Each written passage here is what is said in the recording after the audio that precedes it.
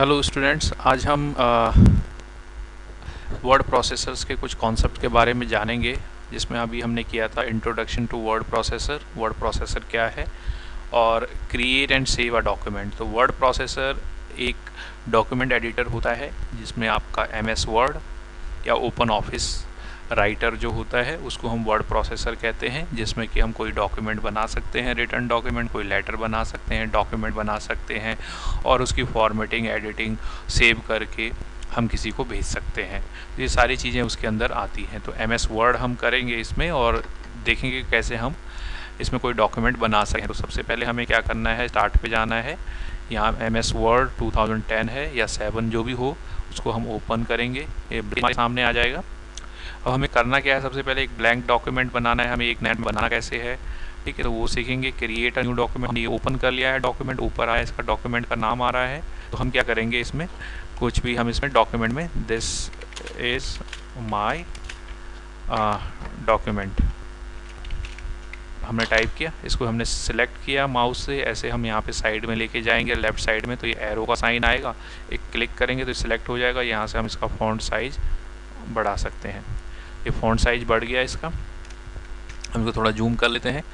अब हमें इसको सेव करना है, तो ऊपर आप देख सकते हैं यहाँ पे ये सेव का बटन आ रहा है, या फाइल के अंदर भी जाके आप सेव पे क्लिक कर सकते हैं। तो अभी हम क्या करेंगे, इसको ऊपर यहाँ पे क्लिक करेंगे सेव पे, और दिस इज़ माय डॉक्यूमेंट दिखाया है ये, तो इस पर हम ओके कर देंगे। इसको नाम अगर हम देना चाहें माई फाइल 1 के नाम से हमने इसको सेव कर दिया है। कहाँ पे सेव कर रहे हैं हम इसको, लाइब्रेरीज़ के अंदर डॉक्यूमेंट्स में, तो यहाँ पे ये सेव हो जाए। तो हमने इसको क्लिक किया और ये सेव हो गया। तो आप देख सकते हैं यहाँ पे ये नाम दिखा रहा है इस डॉक्यूमेंट का, ठीक है, माई फाइल 1 के नाम से ये दिखा रहा है इसको। तो ये तो होता है कि कैसे हम नया डॉक्यूमेंट बनाते हैं और कैसे उसको सेव करते हैं।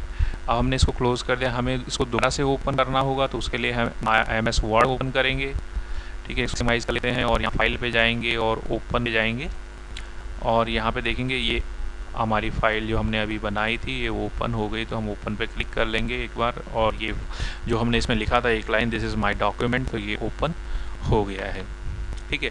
तो हमारा जो टॉपिक क्या था, इसमें हमें क्या करना था, introduction to MS Word. Word processor क्या है, तो ये एक टेक्स्ट एडिटिंग सॉफ्टवेयर है जिसमें हम कोई भी डॉक्यूमेंट बना सकते हैं, उसको सेव कर सकते हैं, एडिट एंड फॉर्मेट कर सकते हैं। तो एडिट एंड फॉर्मेट में हम जानेंगे कि स्टाइल्स, जो टेक्स्ट स्टाइल्स, बोल्ड, इटैलिक, ठीक है, बोल्ड, इटैलिक और अंडरलाइन हम पहले करेंगे और उसके बाद आगे हम करेंगे। तो अब हमने इसको सिलेक्ट कर लिया है। अब हम आ जाते हैं होम टैब में।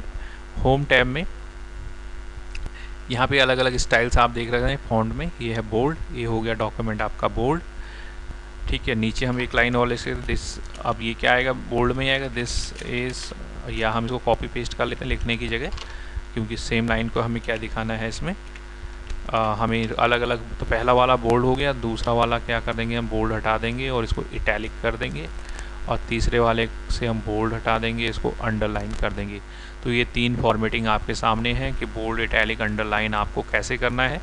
तो बोल्ड, इटैलिक, अंडरलाइन इस तरह से करना है। और इसका कीबोर्ड का शॉर्टकट क्या है, अगर हम कीबोर्ड से करेंगे तो इसको सिलेक्ट करेंगे, कंट्रोल बी को प्रेस करेंगे तो वापस, क्योंकि पहले से बोल्ड था तो ये नॉर्मल आ गया, फिर से कंट्रोल बी प्रेस करेंगे तो ये क्या हो गया, बोल्ड हो गया। वैसे ही इटैलिक के लिए इसको सिलेक्ट करेंगे, कंट्रोल आई करेंगे तो ये नॉर्मल हो जाएगा, फिर से कंट्रोल आई करेंगे तो ये इटैलिक हो जाएगा। अंडरलाइन कंट्रोल यू करेंगे तो नॉर्मल आ जाएगा, कंट्रोल यू फिर से करेंगे तो ये अंडरलाइन हो जाएगा।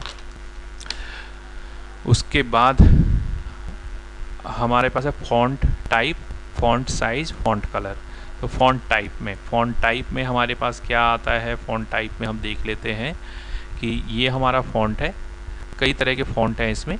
तो आप देख सकते हैं ये बहुत सारे फ़ॉन्ट्स हैं, तो जिस फ़ॉन्ट में आप इसको चेंज करना चाहें, यानी कि जो लिखावट है, जो लिखने की स्टाइल है वो चेंज हो जाती है। अभी हमने इसका चेंज कर दिया है, तो ये इसका दिखा रहा है एल्गेरियन, इसका है कैलिब्री, और ये भी कैलिब्री है, ठीक है। तो अलग अलग फ़ॉन्ट्स हम ले सकते हैं अलग अलग टेक्स्ट को लिखने के लिए। ये देखिए इस तरीके से फ़ॉन्ट है, एरियल राउंड भी है, और इसका हम कुछ और फॉन्ट ले देते हैं,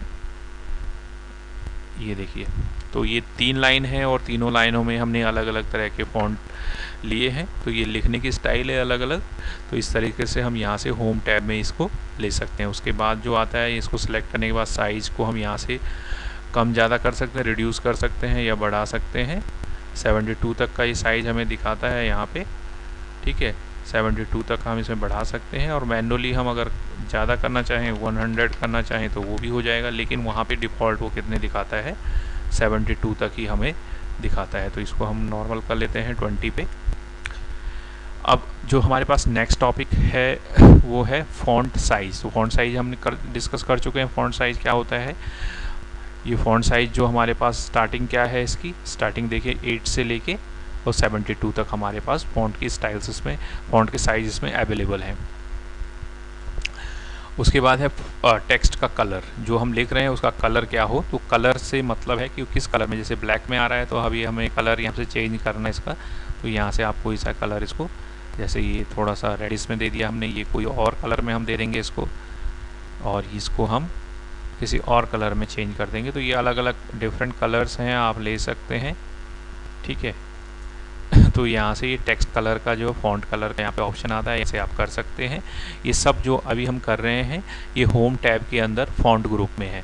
होम टैब के अंदर अभी हम कहाँ पे हैं, फ़ॉन्ट एक ग्रुप देख सकते हैं, अगर आपको दिखाई दे रहा हो, इतना यहाँ से लेके इतना, ये क्या है, एक ग्रुप में है। तो ये फ़ॉन्ट ग्रुप में हमें यहाँ पे दिखाई देते हैं, ये सारे ऑप्शन हमारे फ़ॉन्ट ग्रुप में आते हैं। उसके बाद है alignment of text. Alignment of text के लिए हमें क्या करना है, उसका एग्जांपल देखते हैं। अलाइनमेंट ऑफ टेक्स्ट, तो अलाइनमेंट ऑफ टेक्स्ट के लिए हमारे पास अगला जो ग्रुप है पैराग्राफ ग्रुप है। तो पैराग्राफ ग्रुप के अंदर अभी हमारा जो अलाइन हो रखा है टेक्स्ट, ये हो रखा है लेफ़्ट साइड में। अगर हमें इसको सेंटर में लाना हो तो ये बीच में आ जाएगा, अगर राइट साइड में लेके जाना तो वहाँ पे आ जाएगा। और एक होता है जस्टिफाई, ये कब होता है, जब हम बड़े डॉक्यूमेंट्स को लिखते हैं। तो उसका एग्जाम्पल मैं आपको दिखाता हूँ। जैसे मैंने लिखा, ये कुछ हमारे पास डॉक्यूमेंट आया है लिखा हुआ फुल पेज में। अब हमने इसको क्या किया है, बोल्ड हटा देते हैं इसमें से, और अंडरलाइन भी हटा देते हैं।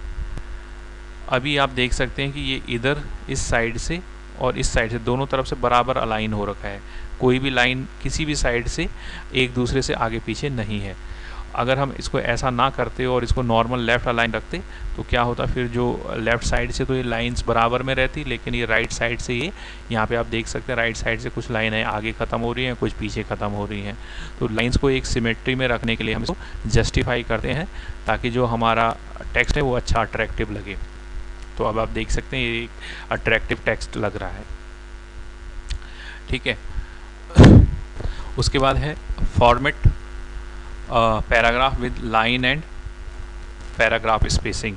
जो पैराग्राफ है हमारे, उनको हमने लाइन एंड पैराग्राफ स्पेसिंग, अब जैसे आप यहाँ पे देख सकते हैं, एक पैराग्राफ हमारा ये हो गया और एक पैराग्राफ हमारा ये नीचे है इतना। तो इनकी लाइन एंड स्पेसिंग को कैसे हम एडजस्ट कर सकते हैं, लाइन तो इसको सिलेक्ट किया हमने, और यहाँ पे आता है लाइन एंड स्पेसिंग का। तो हम लाइन का स्पेस, दो लाइंस के बीच में जो स्पेस है उसको ज़्यादा भी कर सकते हैं, कम भी कर सकते हैं। 2.5 करेंगे तो देखिए कितना गैप हो गया है, ये इतना गैप आ रहा है इनके बीच में, जबकि नीचे वालों में कम गैप है, ठीक है। और अगर हमने फिर से इसको सिलेक्ट किया और यहीं पे गए हम दोबारा से, और यहाँ से हम 1.5 का कर देंगे तो ये 1.5 का हो जाएगा। और भी कम करना चाहें तो एकदम से ये ज़्यादा क्लोज हो जाएगा, ठीक है। तो 1.5 एक नॉर्मल स्टैंडर्ड स्पेसिंग होता है। तो यहाँ से हम इसकी स्पेसिंग को कम या ज़्यादा अकॉर्डिंग टू सिचुएशन कर सकते हैं, ठीक।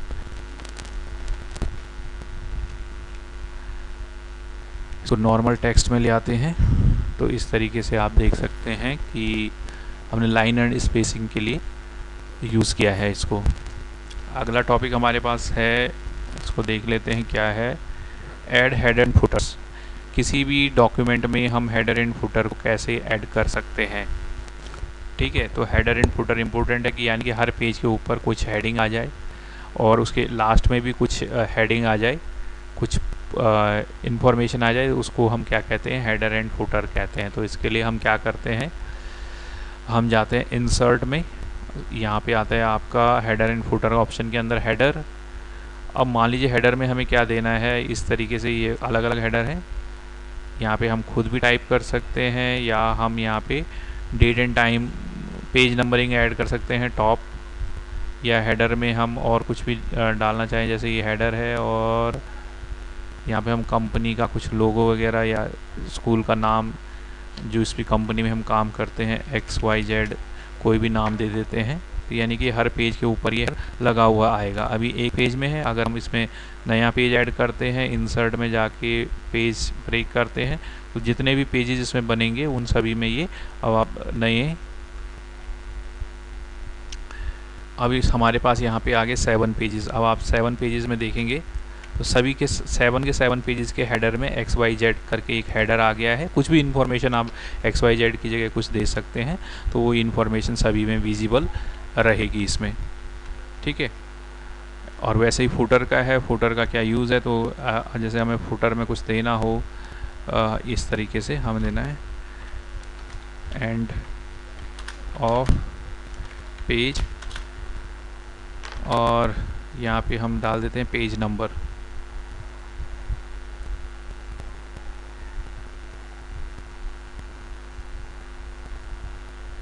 तो हमने दे दिया एंड ऑफ पेज। अब ये आ गया, हर पेज में क्या आ जाएगा, एंड ऑफ, उसमें लिखा हुआ आ जाएगा end of page 1, end of page 2, end of page 3। इस तरीके से हर पेज के लास्ट में ये फुटर भी हमारा आ गया। तो ये होता है हेडर एंड फुटर का ऑप्शन। उसके बाद हमारे पास है format paragraph with line and और पैराग्राफ स्पेसिंग, ठीक है। लाइन एंड पैराग्राफ का हम ऑलरेडी कर चुके हैं। नंबरिंग पेजेस वो भी हम कर चुके हैं। पेज नंबरिंग हम ऑटोमेटिक डाल सकते हैं, जैसे अभी हमने इसमें डाला था। Grammar and spelling check utility. अब grammar and spelling check utility के लिए हम क्या करेंगे, अगर हमने कुछ लिखा है और उसमें ग्रामेटिकल या कोई मिस्टेक है, वो हम कैसे चेक कर सकते हैं। उसके लिए हम जाएंगे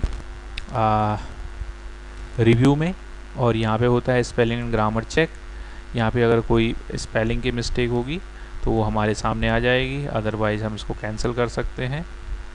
और इसको हम फिर से व्यू, नॉर्मल व्यू में ये लाके, जैसे हम कोई स्पेलिंग गलत कर लेते हैं, यहाँ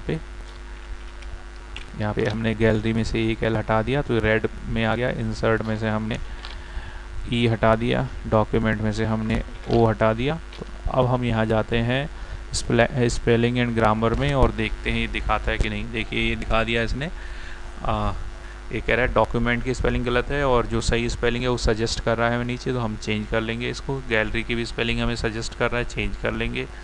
इंसर्ट की स्पेलिंग हमें सजेस्ट कर रहा है, चेंज कर लेंगे। तो इस तरीके से हमारे सारे डॉक्यूमेंट में जो भी स्पेलिंग की मिस्टेक्स थी वो सही हो गई है। नॉर्मल व्यू में आने के लिए व्यू में जाएंगे, प्रिंट लेआउट में हम इसके आ जाएंगे,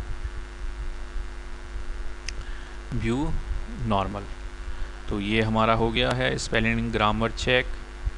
और इसमें क्या है, सबस्क्रिप्ट एंड सुपर स्क्रिप्ट, ये भी इम्पोर्टेंट है। सबस्क्रिप्ट एंड सुपर स्क्रिप्ट, इसमें क्या होता है, जैसे हमें लिखना है, कुछ लिखना है O2, किसी चीज़ की पावर लिखनी है O और 2, और 2 को हमने ऊपर लेके जाना, तो हम क्या करेंगे, 2 को सिलेक्ट करेंगे, होम टैब में जाएंगे और यहाँ पे होता है सुपर स्क्रिप्ट। तो ये हो गया आपका सुपर स्क्रिप्ट, ये आप देख सकते हैं। और इसी को अगर आपने सबस्क्रिप्ट लिखना हो,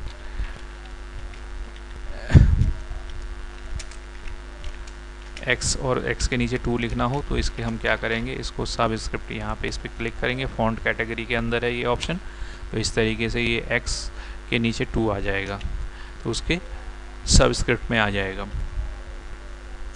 उसके बाद इंसर्ट सिंबल्स, अगर आपने इसमें कोई सिंबल इंसर्ट करना है तो इंसर्ट टैब में जाएंगे। अब सिंबल में हम पिक्चर इंसर्ट कर सकते हैं, ठीक है, या सिंबल्स के लिए ये अलग कुछ सिंबल्स हैं यहाँ की हम बात कर रहे हैं। तो कुछ सिंबल्स होते हैं जो कीबोर्ड से हम नहीं लिख सकते हैं, तो यहाँ से हम इंसर्ट कर सकते हैं।